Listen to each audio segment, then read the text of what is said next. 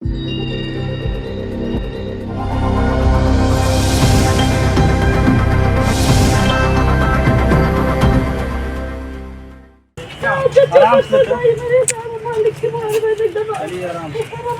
भी हेलो।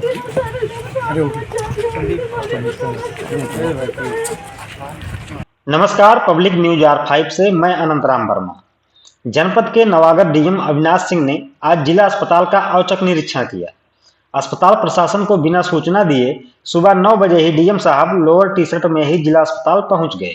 और लगभग 2 घंटे बिना किसी को अपना परिचय दिए पूरे अस्पताल का निरीक्षण करते रहे। अपने निरीक्षण के दौरान अस्पताल के सभी वार्डों, ओपीडी, मातृ शिशु विंग, लेबर रूम आदि में जाकर वहां की व्यवस्थाओं का जायजा लिया। साथ ही मरीजों से बातचीत करके यह भी जानने का प्रयास किया कि मरीजों को दवा बाहर से तो नहीं लेनी पड़ रही या फिर मरीजों को दिया जाने वाला भोजन समय पर मिल पा रहा है कि नहीं। डीएम साहब के निरीक्षण की खबर लगते ही अस्पताल प्रशासन में हड़कंप की स्थिति बन गई। इसी बीच मारपीट में घायल एक व्यक्ति की पत्नी डीएम को सामने पाकर रोने लगी। डीएम ने उससे प्रार्थना पत्र लेकर शीघ्र कार्रवाई का भरोसा दिलाया।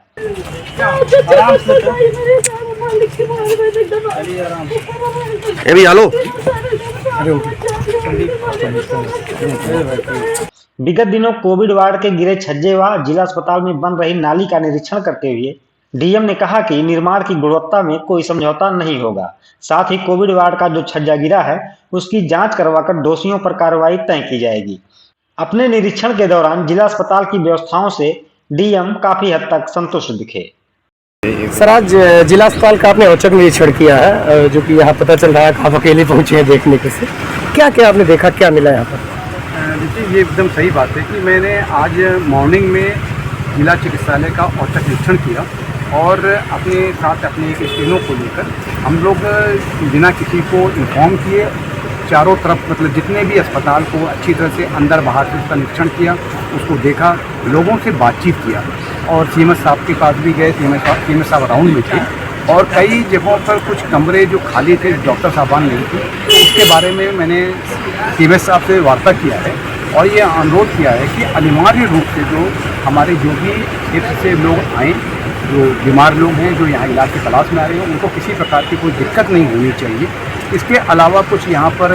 क्योंकि आसपास सीवर की समस्या है यहाँ पर, उसके लिए अभी हमने यूँ नगर पालिका को बोला है कि जो हमारी जितनी भी गाड़ियाँ हैं, वो सारे पानी को सख्त कराकर यहाँ की जो सीवर की जो पानी कलेक्ट हो रहा है उससे जैसे दिक्कत आ रही है उसको दूर किया जाए। इसके साथ ही मैंने अभी यहाँ पर एक जो कोविड का ब्लॉक बन रहा है, नया ब्लॉक है, 42 सीट का है,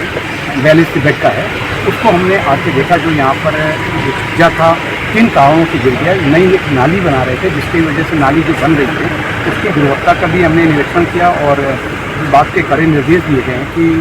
किसी भी प्रकार से गुणवत्ता से या निर्माण कार्य में किसी भी प्रकार की गुणवत्ता से कोई भी कंप्रोमाइज़ नहीं होना चाहिए।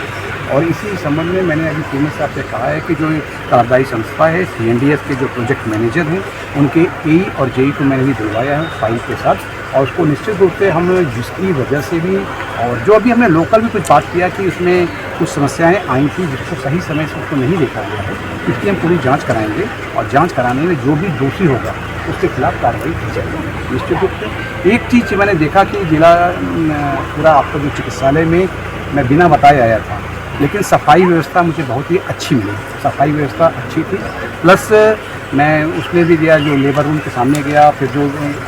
डिलीवरी हुई थी उसमें जाकर वहाँ पर काफ़ी देर मैंने समय दिया, उन लोगों से बात किया कि आपको टाइम से खाना नाश्ता वगैरह मिल रहा है। वो सारी जो मतलब जो लोगों से बातचीत करने में लोगों ने काफ़ी संतोष जताया और वो सभी लोग दूर दराज से यहाँ पर आए हुए थे। और आज जो नॉर्मल डिलीवरी हुई थी, 3 लोगों को बेटियाँ हुई, तो उसमें जो फॉर्मेलिटी होती शासन की तरफ से कि बेटियों के जन्म लेने पर जो खुशियाँ मनाई जाती हैं और जो जच्चा बच्चों को उनके आगे के देखभाल के लिए जो एक आर्थिक सहायता भी दी जाती है, उसकी भी पूरी तैयारी यहाँ पर कर ली गई है। तो निश्चित रूप से सीएमएस साहब और जो हमारी डॉक्टर्स की यहाँ की टीम है इस क्षेत्र में अच्छा काम कर रही है, लेकिन कुछ और जो हमारी कमियाँ थी उसको मैंने दुरुस्त करने के लिए कहा है कि टाइम से सब डॉक्टर्स आएँ, सभी पेशेंट के साथ एक बेहतरीन व्यवहार किया जाए, कहीं से उनके साथ कोई शिकायत नहीं होनी चाहिए। एक चीज़ और तक कि मैंने वो भी चेक किया कि जो पर्चा है बन रहा है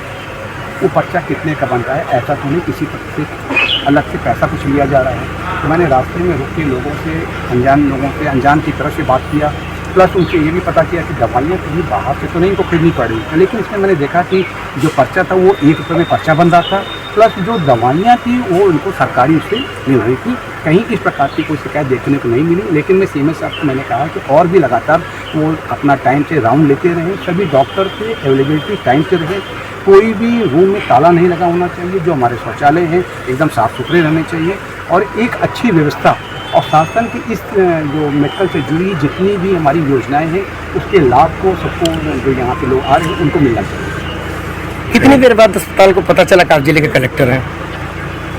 क्योंकि आप गाड़ी भी नहीं लाए थे, पैदल ही आप आए थे जैसा बताया जा रहा है। नहीं, देखिए हमारा जो भी